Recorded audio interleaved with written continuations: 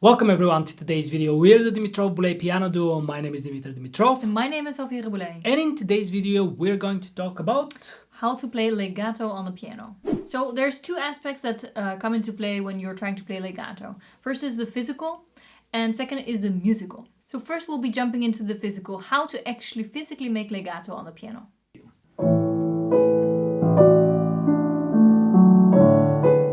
So let's do this on a very simple 5-note scale from C to G. So the idea of legato is actually a perfect timing between lifting the note you're playing at the same time as playing the next note. So when you're lifting this, exactly at the same time you press down on the other note.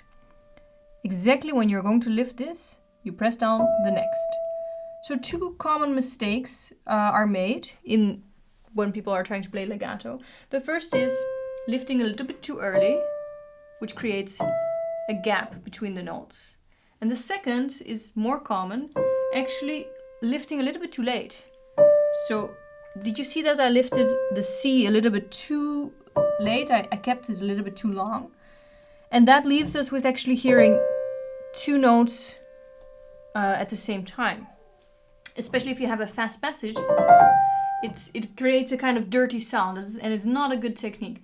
So what you want to do, and of course you've heard us say this many times before, but it's just one of the most important things in practice. You have to practice this slow and consciously to get the hang of it. So really try to focus on this perfect timing of releasing the C exactly in the same time that you're playing the D, and releasing the D exactly in the same time you're playing the E.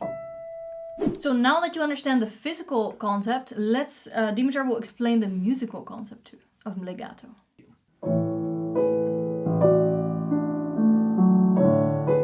Well, the musical aspect is something that you can think of, that you don't want all your notes to sound the same with the same volume, let's say.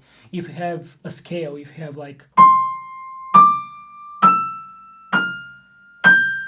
Even though that's a physical legato, you can see that it sounds very flat because everything is the same. So that's why I think that first you have to conquer the physical aspect of legato and then move on to the musical, because a lot of people are impatient and they try to do something musically that it doesn't work because you don't understand the physical aspect. But when you're ready with what Elvira just said, I would recommend that you start softer and every note you apply a little bit more pressure, or you can start very loud and go softer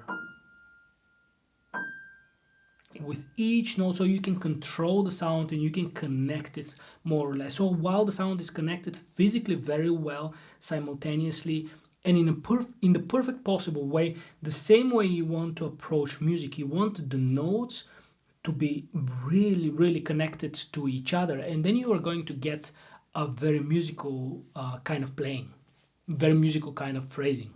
And I think this is a great exercise to do. The concept, I guess, is that the notes shouldn't all be equally loud, and depending on what kind of music you're playing, what type of phrase you have, your notes will go from softer to louder or louder to softer, depending on how you phrase. So gaining that control, first the physical and then gaining the musical control, will allow you to play like beautiful legato in any piece that you're playing. Anyway, don't forget to like this video, don't forget to subscribe to our channel if you haven't done so.